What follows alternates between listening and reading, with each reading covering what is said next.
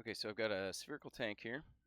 It's basically two thin shells bolted together. It has an 8-meter diameter. Uh, it holds 2 megapascals. Okay, and I want to find the wall thickness in order to do that.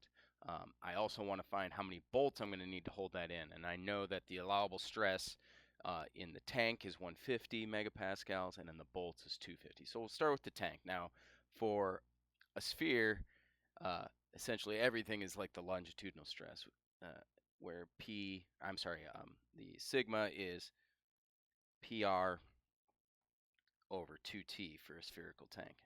So really at this point it's just a plug and chug sort of idea where my allowable stress is 150 megapascals. Again, my pressure is 2 megapascals that I'm designing this for. Okay, the radius is 4, right, because the diameter is 8, and it's going to be divided by 2T. Okay, so from that I just figure out that T, the thickness of this has to be 26.7 millimeters. Again, just using what I know about a spherical pressure vessel, I can design the thickness so that it'll hold the 2 megapascals without going above the allowable normal stress. Now, as far as the bolts go, the first thing I'm going to do is figure out basically how much force the pressure creates on that outer ring of those bolts, right? So that force is going to be the pressure within that divided by the area that it's holding, which is right at the center there. So it's going to be the diameter of the whole thing, right?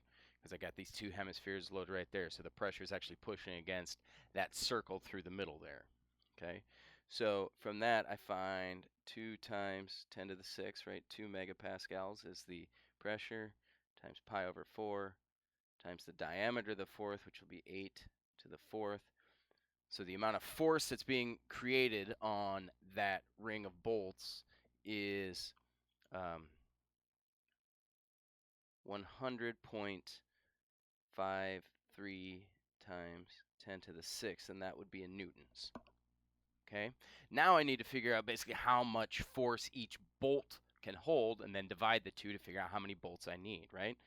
So the bolt is going to be the stress times the area. Okay, to find how much force each bolt can actually hold. Okay, so each bolt can hold a stress of 250 megapascals and has an area of pi over 4 times 25 millimeters.